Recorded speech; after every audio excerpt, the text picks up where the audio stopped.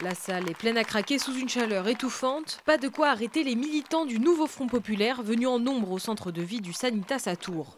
Il est 20 h, rares sont les téléphones sortis pour suivre l'allocution du président de la République Emmanuel Macron, allocution à laquelle a pourtant réagi Lucie Castet, l'invitée d'honneur du meeting. Je pourrais redire encore à quel point les choix du président de la République ont été irresponsables et ont, sinon déclenché, du moins précipité la crise.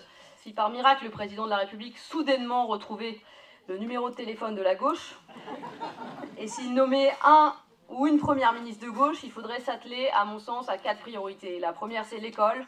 La seconde, c'est la santé. La troisième, c'est le logement. La quatrième, c'est l'agriculture.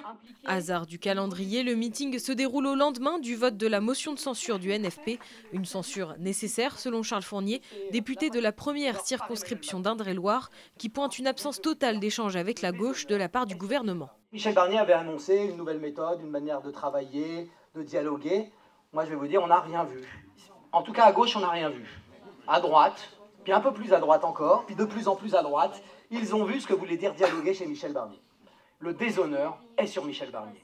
Avis partagé par Adrien Clouet, député de la première circonscription de Haute-Garonne, étiqueté La France Insoumise.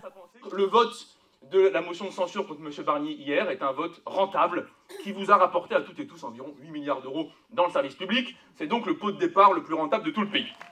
L'objectif de cette soirée était aussi de rassurer au sujet de l'absence de vote du budget 2025, une situation forcée par la motion de censure. Lors d'une conférence de presse en amont du meeting, les forces de gauche du PCF au PS étaient présentes pour affirmer leur capacité à gouverner le pays ensemble, malgré la diversité d'opinions qui constitue intrinsèquement le nouveau Front populaire. Nous avons tous et toutes voté les amendements des uns et des autres. Des centaines et des centaines d'amendements.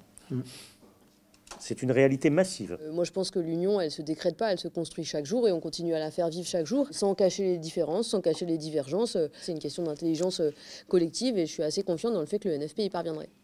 La démission du Premier ministre Michel Barnier a été actée ce jeudi par l'Élysée. Le président de la République devrait annoncer là ou le nouveau Premier ministre dans les prochains jours.